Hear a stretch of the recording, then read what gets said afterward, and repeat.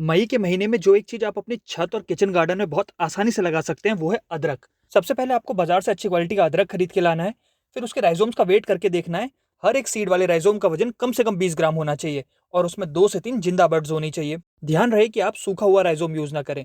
लगाने से पहले राइज़ोम का सीड ट्रीटमेंट बहुत ज़रूरी है। मेरे पास थोड़ा पुराना ट्राइकोडर्मा पाउडर पड़ा था, तो उसी में मैंने थोड़ा नया ट्राइकोडर्मा और सूडोमोनास मिला दिया और इससे राइज़ोम के पूरे सरफेस को अच्छी तरह से मिक्स कर लिया।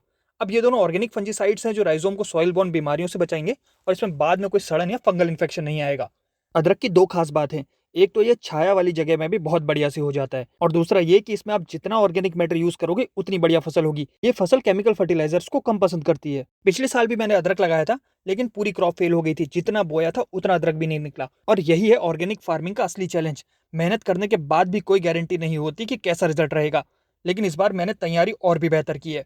सीड ट्रीटमेंट भी एकदम सॉलिड है और सॉइल मिक्सचर जो बना रहा हूँ वो तो बहुत ही तगड़ा है। सॉइल मिक्स बनाते वक्त मैंने यूज़ की है गोबर की खाद, जो न्यूट्रिएंट्स को धीरे धीरे लॉन्ग टर्म में रिलीज करेगी। और क्योंकि अदरक एक लंबी क्रॉप है तो इसमें आराम आराम से न्यूट्रिएंट्स मिलते रहेंगे। उसके अलावा मैंने यूज़ किया गार्डन सॉइल यानी बगीचे की मिट्टी, जिसमें होते हैं बहुत सारे बेनिफिशियल माइक्रोब्स। उसके अलावा नीम केक मैंने यूज़ किया है, जो मिट्टी के कीड़े और बीमारियों से पौधे को बचाएगा। वर्मी कंपोस्ट इस बार मेरे पास नहीं था, तो उसकी जगह मैंने यूज़ किया है मशरूम की स्पेंट कंपोस्ट। जो भी मशरूम मेरा निकला था उसके बाद जो बची हुई कंपोस्ट होती है वो भी एज अ फर्टिलाइजर काम करती है और वर्मी कंपोस्ट की इक्वली ही इफेक्टिव होती है। लेकिन अगर आपके पास ये सारी चीज़ें नहीं हैं तो भी कोई टेंशन वाली बात नहीं है।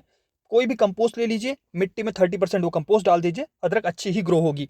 और लास्ट में करनी है मल्चिंग, पहले हल्की लेयर कोकोपीट और फिर ये घास फूस, जिससे मिट्टी का टेम्परेचर कंट्रोल में रहे। Thank you much for watching, बहुत जल्दी मिलते हैं।